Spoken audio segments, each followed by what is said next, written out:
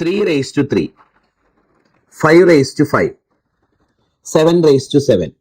ഇവയെ ഓരോന്നിനെയും 2 കൊണ്ട് ഹരിച്ചാൽ കിട്ടുന്ന ശിഷ്ടം. മക്കളെ, ഇതിന്റെ ഉത്തരം ഒരൊറ്റ സംഖ്യയായിരിക്കും. ഇതിന്റെ ഉത്തരം ഒരൊറ്റ സംഖ്യയായിരിക്കും.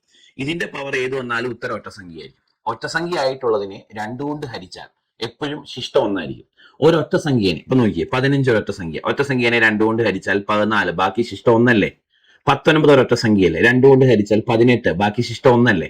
ഏതൊരു ഒറ്റ സംഖ്യനെയും 2 കൊണ്ട് ഹരിച്ചാൽ ശിഷ്ടം ഒന്നായിരിക്കും. അപ്പം ഇത് 3/3, ഇതിന്റെ ഉത്തരം ഒരൊറ്റ സംഖ്യയായിരിക്കും. അതിനെ 2 കൊണ്ട് ഹരിക്കുമ്പോൾ ശിഷ്ടം ഒന്നായിരിക്കും. ഇതിന്റെ ഉത്തരം ഒരൊറ്റ സംഖ്യയായിരിക്കും, 2 കൊണ്ട് ഹരിക്കുമ്പോൾ ശിഷ്ടം ഒന്നായിരിക്കും.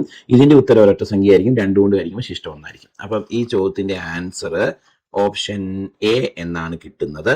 മുന്നോട്ട് പോവാം. അതെ, ഒരു കാര്യം പറഞ്ഞോട്ടെ, നിങ്ങൾ കാപ്പൻസ് ലേണിംഗ് സൊല്യൂഷൻ എന്ന യൂട്യൂബ് ചാനൽ സബ്സ്ക്രൈബ് ചെയ്തിട്ടില്ലെങ്കിൽ വേഗം സബ്സ്ക്രൈബ് ചെയ്തു. മാത്സുമായി ബന്ധപ്പെട്ട PSC പരീക്ഷകളെ ഫുൾ മാത്സിന്റെ കണ്ടന്റുകൾ നമ്മൾ അപ്ഡേറ്റ് ചെയ്യുന്നതാണ്. നമ്മുടെ പ്ലേലിസ്റ്റ് എടുത്തൊന്ന് നോക്കിക്കുക. അതിൻ്റെ അകത്ത് ഓരോ എക്സാമിനും സെപ്പറേറ്റ് പ്ലേലിസ്റ്റുകളുണ്ട്. അതിലെ ക്ലാസ്സുകൾ വൃത്തിയായിട്ട് കണ്ടാൽ മാത്സിന് മുഴുവൻ മാർക്ക് ഉറപ്പാണ്. ഇനി ടെലഗ്രാം ചാനൽ ജോസ് കാപ്പൻ എന്ന പേരിലുണ്ട്, അതിൽ ജോയിൻ ചെയ്യുക. നമ്മൾ ഇടുന്ന ക്ലാസ്സുകളുടെ അപ്ഡേഷൻസ് മിസ്സാവാതിരിക്കും. JOSCKAPPEN എന്ന് ടെലഗ്രാമിൽ ക്യാപിറ്റൽ ലെറ്ററിൽ സെർച്ച് ചെയ്താൽ മതി, ചാനൽ കിട്ടും. ജോയിൻ ചെയ്യുക. അപ്പോൾ ബൈ ബൈ.